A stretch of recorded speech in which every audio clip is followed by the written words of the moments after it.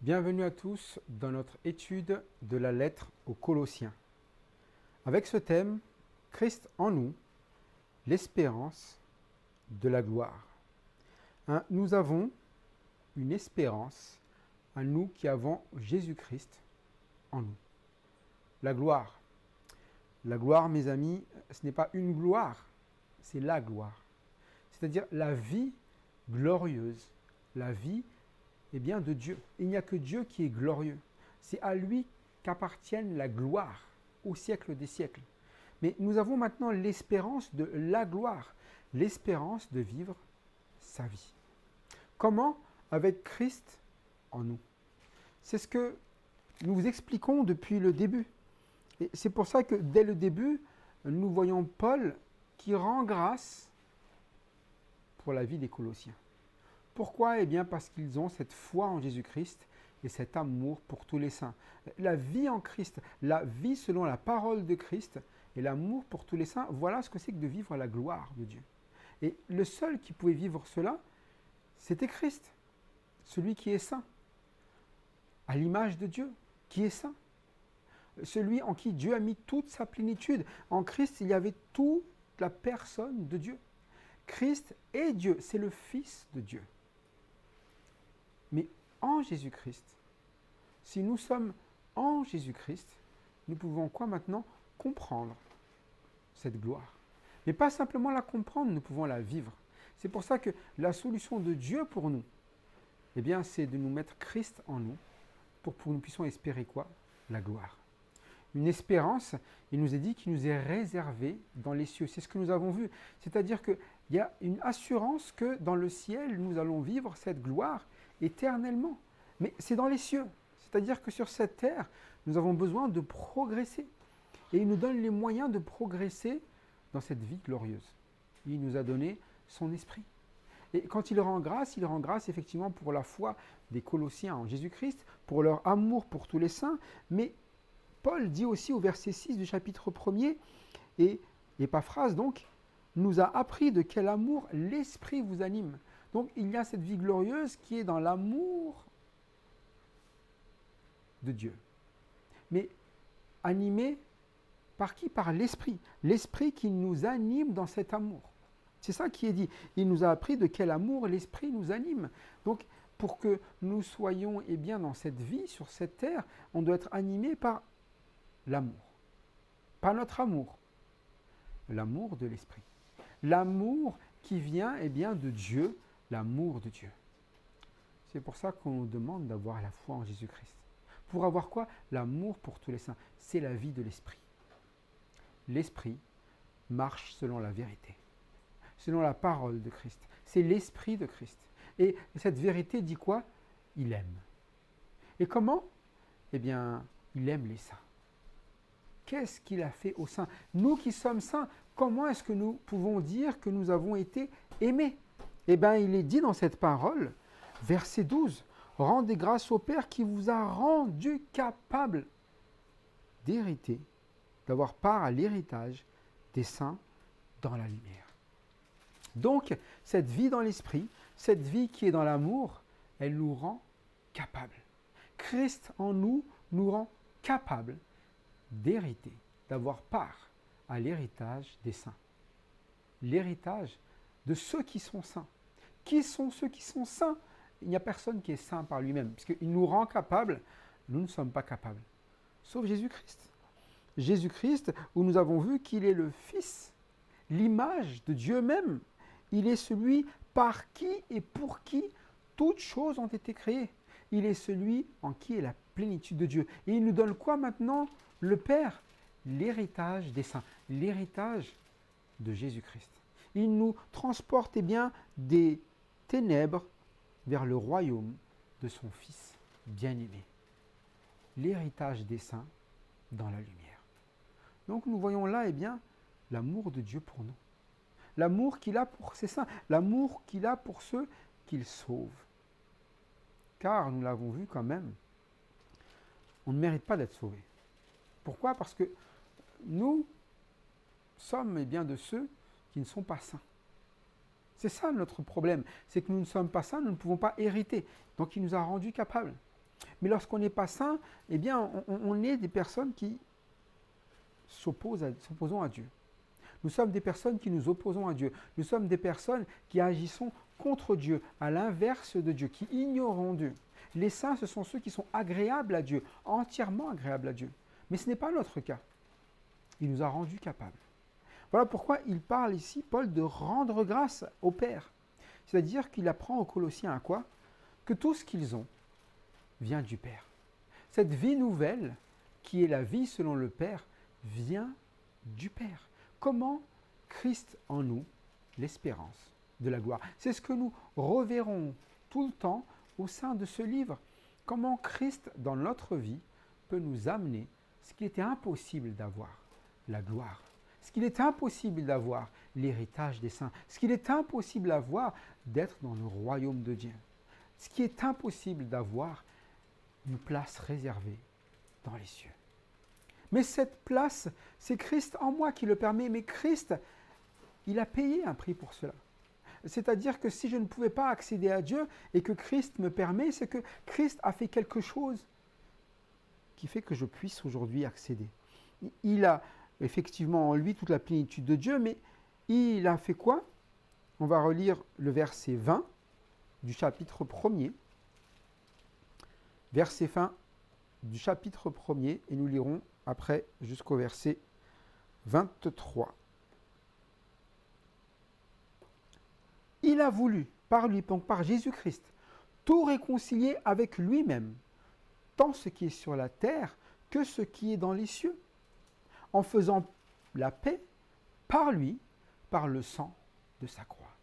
Donc, cette paix que nous avons, elle a un prix, le sang de Jésus-Christ à la croix. Et cette paix que nous ne méritons pas, eh bien, non seulement il nous la donne, mais pour nous la donner, il a fallu que Dieu se fasse homme et qu'il souffre à la croix pour nous. Jésus-Christ est venu souffrir, son sang a été versé, mais la paix a été obtenue par ce sang.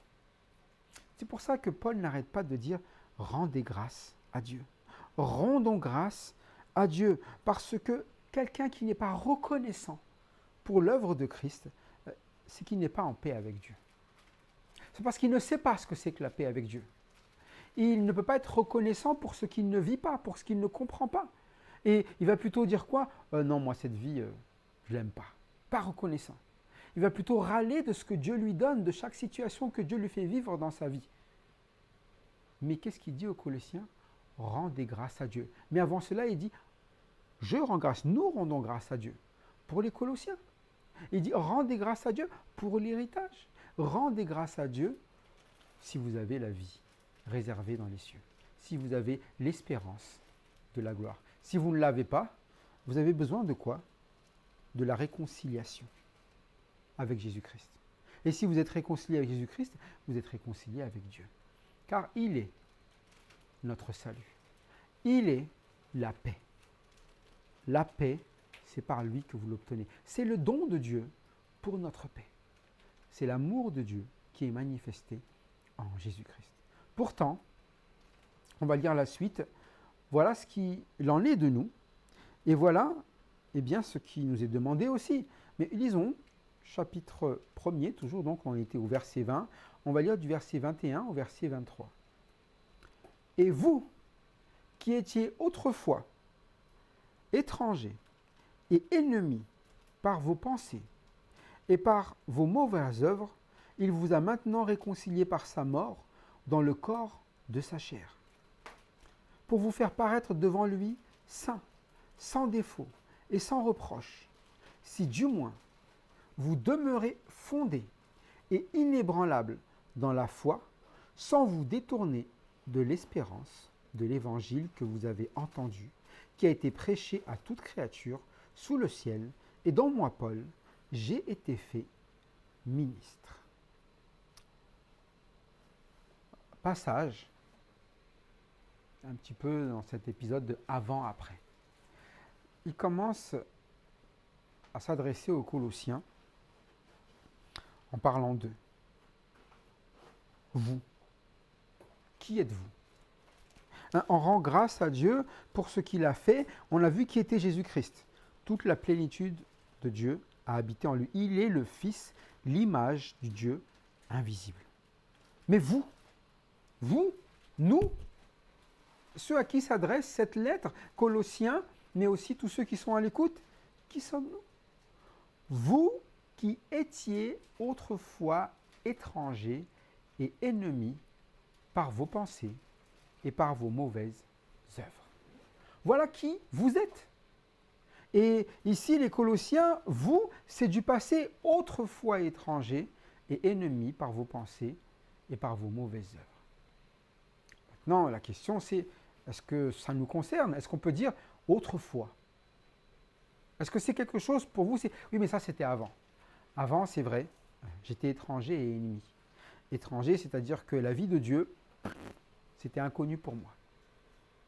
La vie de Dieu, ce que Dieu voulait, sa volonté, son royaume, la manière dont il veut qu'on se conduise, l'attitude qu'on doit avoir, étranger pour moi. C'est quelque chose que je ne fais pas partie de ce pays. Moi, je ne fais pas partie de ces chrétiens. Moi, je ne suis pas de ceux-là qui sont toujours en train de lire la Bible, pas de ceux-là qui parlent tout le temps de Jésus-Christ, pas de ceux-là qui sont toujours là en train de vouloir aller à l'église tout le temps pour écouter la parole, pour louer le Seigneur. Je ne suis pas de ceux-là. Étrangers. Vous voyez, je ne suis pas de ceux qui obéissent à la parole de Dieu. Je suis étranger. Un étranger, il n'obéit pas à la règle d'un pays où il n'est pas, où il n'habite pas. Il est ailleurs, il est à l'étranger. Et autrefois, eh bien, tous les Colossiens, comme moi, comme tout chrétien, il était toujours étranger. C'est-à-dire que la vie de Dieu ne le concerne pas. Il n'y a aucune décision pour lui en ce qui concerne les choses de Dieu.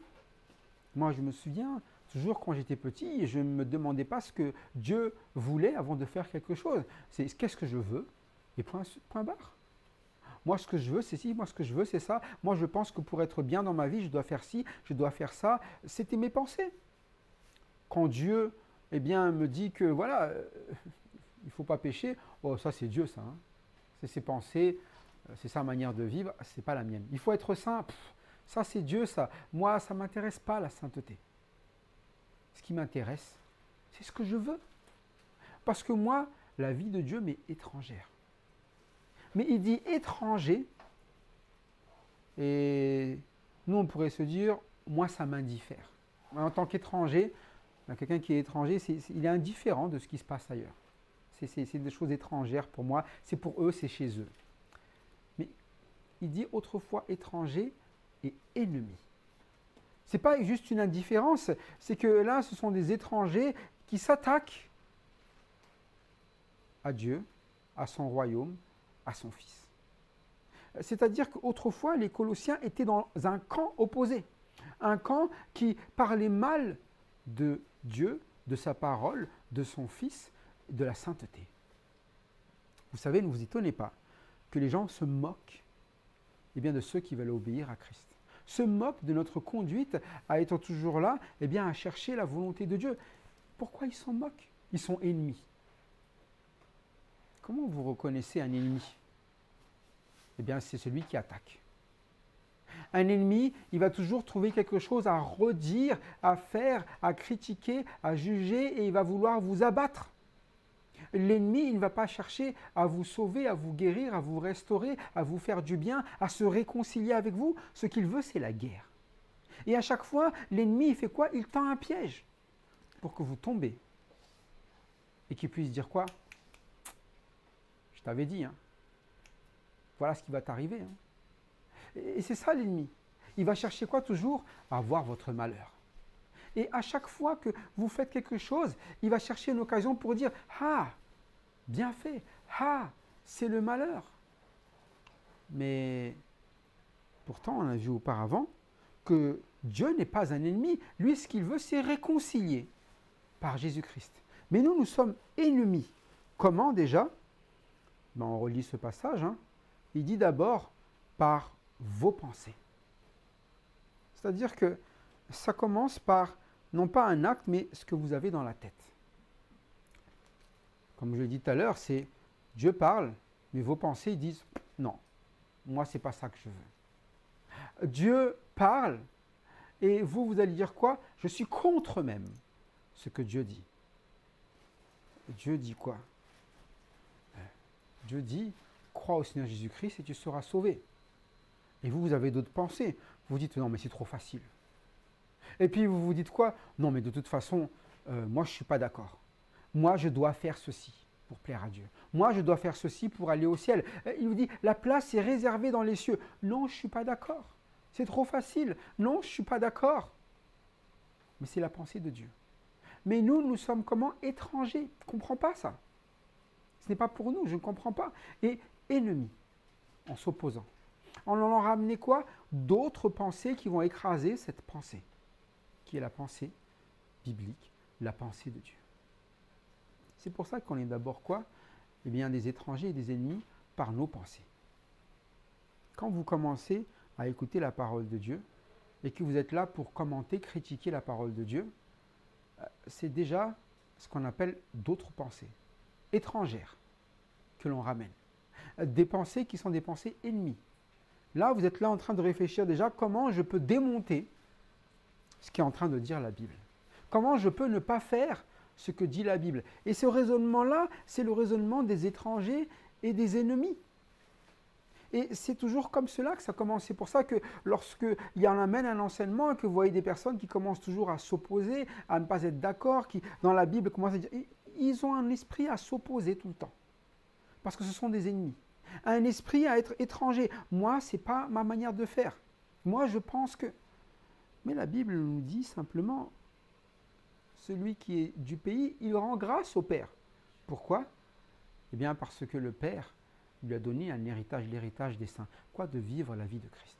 Quand vous écoutez la parole de Dieu, il ne s'agit pas d'avis à opposer, de pensée à opposer. Il s'agit de quoi? De notre part à changer changer de pensée pour avoir quoi? Pour avoir la pensée de ce que Dieu voulait mettre dans notre vie. La gloire, l'héritage des saints, l'amour pour les saints, la foi en Christ. Donc, il veut simplement nous faire comprendre et nous faire vivre cela. C'est pour ça qu'il ne s'agit pas de se disputer avec Dieu. Non, Dieu dit même, réconciliez-vous avec moi. En Jésus-Christ, c'est nous qui cherchons la guerre à Dieu. D'ailleurs, c'est nous qui sommes dans tous nos états. Lorsque nous nous opposons à Dieu, parce qu'il dit étranger, ennemi par vos pensées, mais il dit aussi par vos mauvaises œuvres. Il ne s'agit pas de penser seulement, qu'on a dans la tête, il dit bon, je pense ça, mais après il y a des bonnes œuvres qui vont avec. C'est que, non, il y a vraiment, ici, le terme qu'il utilise, c'est vos mauvaises œuvres. C'est-à-dire que quand on s'oppose à Dieu, eh bien, on finit par faire des choses qui sont à l'opposé de ce que Dieu veut, des bonnes œuvres. Donc, on va faire quoi? Des œuvres mauvaises. S'il nous parle de l'amour pour les saints, eh bien, qu'est-ce que serait la manière de faire de ceux qui sont étrangers et ennemis par leurs pensées? Qu'est-ce qu'ils feraient dans leurs œuvres? Ils détesteraient qui? Les saints. Ils ne supportent pas les saints. Lorsqu'ils voient un saint, ils sont comment? Ça les énerve. Ça les énerve quand quelqu'un suit la parole de Dieu. Ça les énerve quand quelqu'un veut vivre la vie de Dieu. Ça les énerve.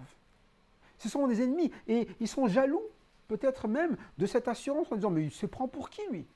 Il se prend pour qui? Eh bien, de croire qu'il y a une réservation dans les cieux. Mais c'est Jésus-Christ qui a payé pour moi. Oui, mais attends. Vous, là, vous pensez pour qui? Vous prenez pour qui? Vous pensez que le ciel, c'est juste pour vous? Non, le ciel, c'est pour ceux qui sont en Christ. Parce que le ciel est juste. C'est le royaume de Christ. Et il ne s'agit pas ici, eh bien, pour nous d'être des ennemis en disant, oh ben, vous, là, qui ne croyez pas en cela, restez là où vous êtes, on s'en fiche. On est même en train de dire quoi? Réconciliez-vous avec Dieu en Jésus-Christ, venez dans son royaume. C'est pour ça que nous qui sommes en Christ, nous ne cherchons pas la guerre, nous cherchons la paix à réconcilier. Mais ceux qui sont ennemis, ils vont toujours chercher quoi? La guerre à écraser les autres. Pourquoi? Pour monter, pour s'élever, élever leurs pensées. Mais vous savez, les mauvaises œuvres, ça se voit dans l'attitude que l'on a envers les autres.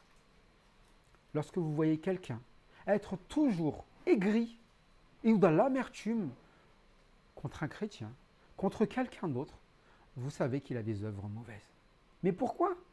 Ben, la Bible le dit, hein, étranger et ennemi par vos pensées. Mais aussi par quoi donc? Par vos mauvaises œuvres. Mais grâce à Dieu, lorsque Paul parle, il dit « Et vous qui étiez autrefois », c'est-à-dire qu'il y a un passé qu'ils ont dû reconnaître. Je suis un étranger et un ennemi. Est-ce que vous avez reconnu ça un jour, être un étranger et un ennemi? Est-ce que vous reconnaissez que lorsque vous vous opposez à la parole de Dieu, lorsque vous refusez d'écouter, d'obéir à la parole de Dieu, lorsque vous vous considérez comme étranger, comme quoi ça ne vous concerne pas, vous êtes un ennemi? Est-ce que vous avez confessé cela à Dieu? Pardon Seigneur parce que j'ai été un ennemi, un persécuteur même, comme Paul avant. Autrefois, Paul était un étranger et un ennemi. Et Jésus-Christ a dit, Paul, pourquoi me persécutes-tu? Saul, pourquoi me persécutes-tu? Pourquoi? Étranger et ennemi, c'est ce que tu étais. Et Paul, il dit la même chose des Colossiens, vous aussi, vous étiez comme moi, un étranger et un ennemi. Oui, moi, je vous le dis, j'étais autrefois un étranger et un ennemi. Mais qu'est-ce qui s'est passé entre-temps? Comment se fait-il qu'aujourd'hui, je ne suis ni étranger, ni un ennemi? Il vous a maintenant réconcilié par sa mort dans le corps de sa chair. Jésus-Christ a fait quelque chose. Il m'a réconcilié. C'est-à-dire qu'il est venu quoi? Me sortir de ces mauvaises œuvres, de ces mauvaises pensées qui font la guerre à Dieu. C'est lui qui m'a réconcilié. Comment? Par sa mort. Ces mauvaises œuvres, elles détruisent. Ces mauvaises pensées, elles détruisent. Mais en étant mort à la croix, il ôte ces œuvres et ces pensées mauvaises de ma vie. Il a fait quoi? Il ôte les péchés. Comment? Par sa mort dans le corps de sa chair. C'est cette chair qui nous pousse à quoi? À être des ennemis de Dieu. Parce que la chair ne veut pas suivre la pensée de Dieu. La chair veut suivre sa propre pensée. Voilà pourquoi Jésus-Christ, a pris dans sa chair, la condamnation de notre chair. Il est mort pour nous. Il a amené la réconciliation. Est-ce que vous avez été réconciliés? Est-ce que vous avez cru que Jésus-Christ est mort pour vos péchés? Si vous avez cru, rendez grâce. C'est-à-dire que rendez grâce parce que vous n'êtes plus des ennemis, mais plus des étrangers. Si vous continuez à agir comme des étrangers et des ennemis, c'est ce qu'on appelle de l'ingratitude. C'est avoir considéré que la mort de Christ ne sert à rien. Et peu de choses, a peu de valeur. Et malheureusement, ça arrive que les chrétiens ne considèrent pas celui qui est mort pour eux. Ils continuent de persévérer en tant qu'étrangers, en tant qu'ennemis, par leurs pensées. Et en continuant à faire quoi? Des mauvaises œuvres. Et même ces pensées sont dites, parlées, et on est en train de le dire quoi? Moi je ne suis pas d'accord avec Dieu, moi je pense que Dieu c'est ci, moi je pense que cela, et puis on continue à pécher, à continuer à quoi? À persécuter les frères, à faire du mal, à mentir, à détruire, à s'acharner dans l'amertume, les jalousies, les envies, les querelles, les disputes. On continue à faire ce pourquoi Jésus-Christ a souffert pour que nous puissions en être délivrés. Pourquoi? Eh bien parce que nous ne laissons pas le Père nous rendre capables. Nous ne laissons pas Jésus-Christ rentrer dans notre vie. Parce que Jésus-Christ, Christ en moi, c'est l'espérance de la gloire. C'est-à-dire que la gloire, la vie de Jésus-Christ rentre en moi. On vient de le lire à l'instant, on était autrefois étrangers, ennemis par nos pensées, par nos mauvaises œuvres. Mais maintenant que nous sommes réconciliés par sa mort dans le corps de sa chair, qu'est-ce qui se passe? Il nous fait paraître devant lui saint, sans défaut et sans reproche. Saint, sans défaut et sans reproche, pour vous faire paraître. C'est paraître. C'est-à-dire que cette mort, quand Dieu, il a fait mourir Christ, versé son sang à la croix, il nous a pardonné pour que nous paraissions comment maintenant devant lui? Saints, sans défaut, sans reproche.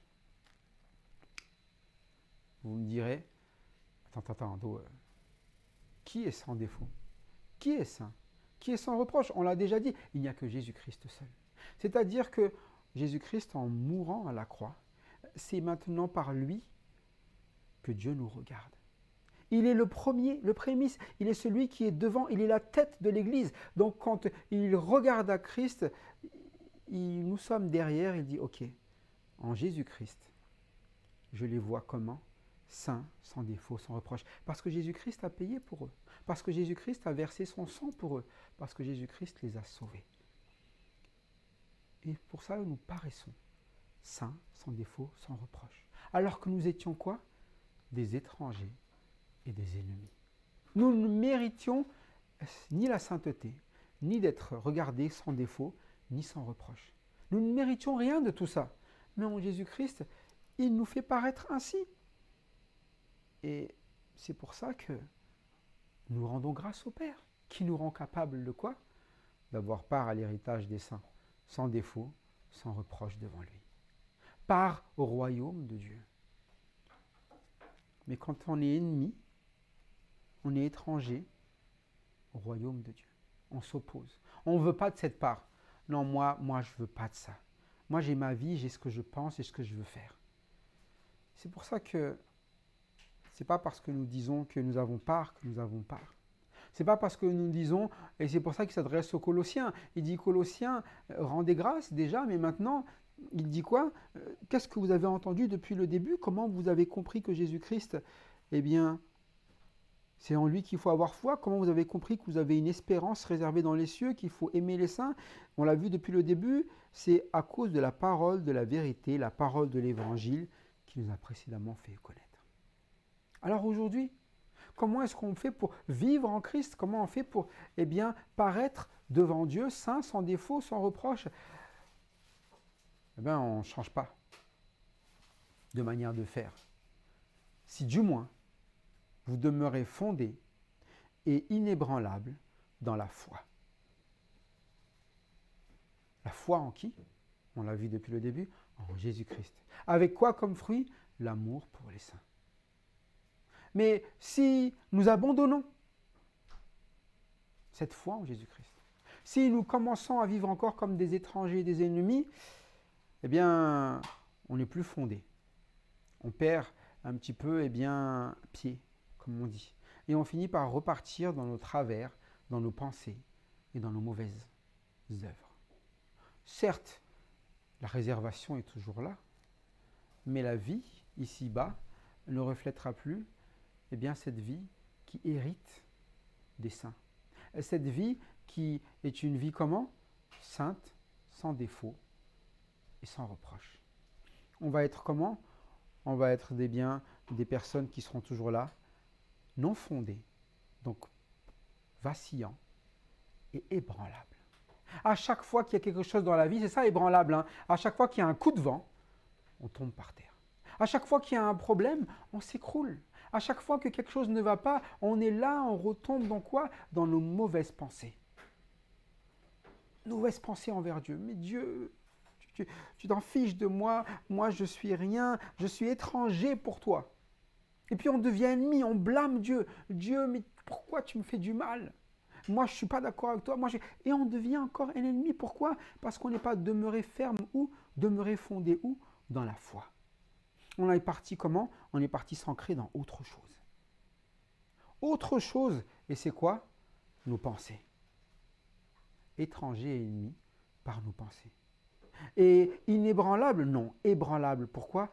Parce que nous sommes encore là en train de retomber dans nos mauvaises œuvres. Pourquoi est-ce que nous sommes dans les mauvaises œuvres? Parce que nous cherchons encore à écouter autre chose que la parole de la vérité, la parole de l'évangile qui nous a précédemment été fait connaître. Vous savez, lorsque Paul s'adresse aux Colossiens, il s'adresse à des personnes, donc ça s'adresse aux Colossiens, mais aussi ça devait être lu à l'église de Laodicée, donc ce n'était pas limité aux Colossiens. Et quand il s'adresse à eux, à ces chrétiens, il veut leur rappeler une chose. Nous avons tout par héritage. Nous avons notre vie par héritage. Et hériter, c'est comment? C'est en recevant la parole de l'Évangile. Et en recevant la parole de l'Évangile, vous vivez la vie de Christ. C'est la parole de Christ, la foi en Jésus-Christ. Et ça représente quoi? C'est l'amour pour tous les saints. Mais si vous n'êtes pas fondé et que vous commencez à partir dans autre chose, vous allez être ébranlable. C'est vous-même qui allez vous écrouler. Et ça se voit. Quand une personne a un problème spirituel, un problème devant la parole de Dieu, il passe son temps à s'écrouler. Il est toujours ébranlé. À chaque fois que quelque chose arrive dans sa vie, tout est perdu. Mais quand on est inébranlable, il y a les épreuves. Mais derrière l'épreuve, il y a toujours l'espérance. De quoi? De la vie glorieuse. Christ en nous, l'espérance de la gloire. Mais ceux qui n'ont pas Christ, ils ont quoi? Ils ne sont ni fondés, ni inébranlables. Derrière, tout va s'écrouler. C'est ce qu'ils se pensent toujours. Mais pourquoi? Il dit, si du moins vous demeurez fondés inébranlables dans la foi, sans vous détourner de l'espérance de l'Évangile. C'est-à-dire qu'ils n'espèrent plus dans la parole de Dieu. Ils ne croient plus que la parole de Dieu fait, œuvre, agisse dans leur vie. Et c'est normal pour un étranger et un ennemi. Mais pour les Colossiens, vous qui êtes chrétiens, vous devriez quoi? Rendre grâce. Pourquoi? Parce que vous êtes sûrs d'avoir cette espérance qui vient de l'Évangile. Christ en vous, l'espérance de la gloire. On le répète. Mais nous sommes ébranlés. Et cet Évangile, Comment je fais pour le vivre sans vous détourner de l'espérance de l'Évangile que vous avez entendu et qui a été prêché à toute créature sous le ciel et dont moi, Paul, j'ai été fait ministre. Devenir un ennemi et un étranger, ce n'est plus être à l'écoute de quoi? De la bonne nouvelle.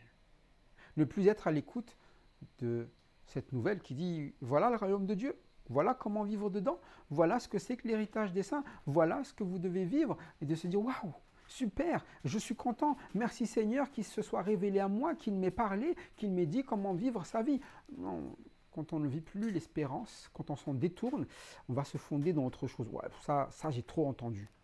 Oh non, moi, Dieu qui aime, pardonner, toujours quoi, demander pardon, toujours quoi. Non, j'en peux plus là. On va chercher autre chose maintenant. L'espérance dans les cieux, les cieux c'est loin ça, c'est pas mon truc ça. Moi je suis étranger à ça. Un jour peut-être on verra. Et là on commence à regarder quoi? Les choses dans le monde. On n'espère plus dans la bonne nouvelle. On n'écoute plus l'évangile. L'évangile que vous avez entendu, on n'écoute plus. Là, vous avez quelqu'un qui va quoi? Qui va prêcher, et vous dites, oh non, pas lui, il va encore nous annoncer la Bible, là. Toujours ça, la Bible. T'as que ça à la bouche, quoi. La Bible, la parole de Dieu, t'as toujours ça à enseigner là-bas. T'as pas autre chose à raconter. T'as pas des mots gentils, là, des flatteries, des choses qui sont intéressantes, un peu des trucs qui me plaisent sur cette terre. Les trucs dans les cieux, on verra dans le ciel, quoi. Et c'est l'espérance des saints. C'est l'héritage des saints. C'est sûr que si on ne veut pas vivre la sainteté, on ne s'intéresse pas à ça. Mais ceux qui ont demandé pardon à Jésus-Christ, ceux qui ont été réconciliés, qui savent qu'ils étaient autrefois étrangers et ennemis, qui savent les conditions que c'est d'avoir été étrangers et ennemis dans nos pensées, dans nos mauvaises œuvres, ils veulent être saints. Ils veulent être comment? Sans défaut. Ils veulent être sans reproche. Et pourtant, ils voient dans leur vie quoi? Mais on peut tout me reprocher. Alors quand ils entendent la bonne nouvelle, ils disent, mais il peut changer ma vie. Il suffit que je fasse quoi? Que je croie, que je demande pardon, et mes péchés sont effacés, je peux changer de vie. Mais qu'est-ce qu'ils vont faire? Encore cette parole? Donne-moi, j'ai soif de ta parole, j'ai soif de l'évangile. Évangile qui a été prêché à toute la créature sur le ciel. Jésus-Christ, vous le savez. C'est lui la bonne nouvelle. C'est lui qui sauve. Et depuis Adam, c'était promis que ce sera lui qui écrasera la tête du serpent. Et c'est pour ça que nous avons besoin de Jésus-Christ, nous avons besoin de cette bonne nouvelle. Toute créature sait que sans Jésus-Christ, il n'y a pas de vie. Comment? Quand ils entendent la prédication.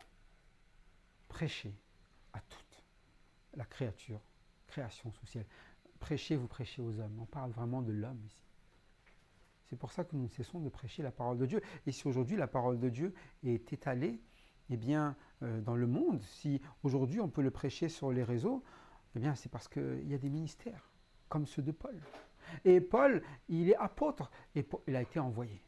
Et il a formé des pasteurs, des anciens dans toutes les villes où il est passé. Et ces anciens ont formé des anciens qui forment des anciens, des pasteurs. Et c'est ça le ministère, pour qu'il y ait des personnes qui prêchent. Qui prêchent quoi? À toute créature. C'est pour ça qu'aujourd'hui, on fait quoi? On prêche. On prêche la parole de Dieu. Pourquoi? Pour que vous qui êtes ennemis, vous qui êtes étrangers, vous vous réconciliez. Comment? En laissant Christ rentrer dans votre vie. En laissant Christ diriger votre vie. En laissant Christ, eh bien, transformer vos mauvaises pensées et mauvaises œuvres en œuvres bonnes, en des pensées bonnes. C'est ça la bonne nouvelle. Et si vous ne faites pas cela, si vous ne demeurez pas fondé et inébranlable dans la foi, vous allez être emporté par le vent, pas fondé, et vous écrouler dans toutes les situations. C'est pour ça que, vous savez, Dieu ne vous fait pas la guerre. Il veut vous réconcilier. Faire la guerre contre Dieu, c'est aussi bête que de vouloir abattre un mur de béton avec sa tête. Vous tapez votre tête contre le mur, on dit « Ah, je vais abattre ce mur de béton là avec ma tête, avec ma tête ». Le mur de béton, il ne va pas bouger. Et vous allez avoir très mal et vous allez souffrir. Et c'est ça lorsque l'on fait la guerre à Dieu. Lorsqu'on est étranger et ennemi, vous savez, Dieu ne souffre pas de vos attaques. Dieu ne souffre pas de vos insultes. Dieu ne souffre pas de vos moqueries. Dieu ne souffre pas de votre incrédulité. Il est triste, mais vous ne le faites pas souffrir. Il ne souffre pas de cela. C'est vous qui en souffrez.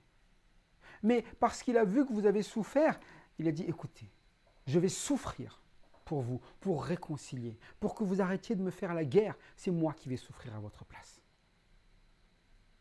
Pourquoi ne pas accepter simplement cette réconciliation?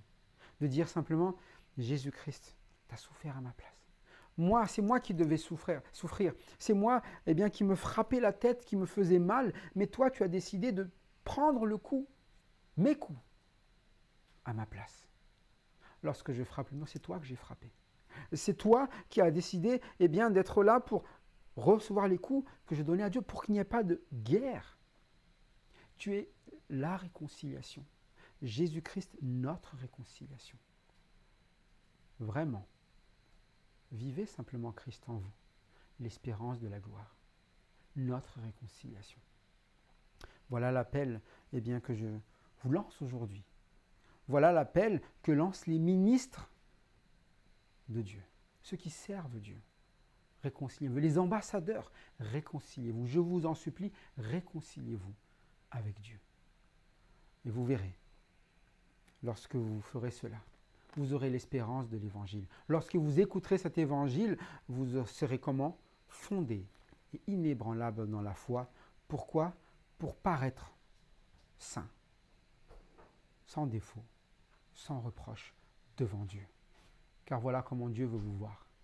Des personnes qui lui sont entièrement agréables. Et il vous rend capable en Jésus-Christ.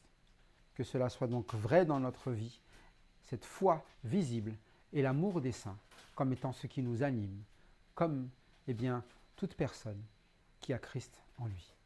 Que Jésus-Christ soit glorifié dans votre vie et n'oubliez pas de rendre grâce au Père pour tout cela. Amen.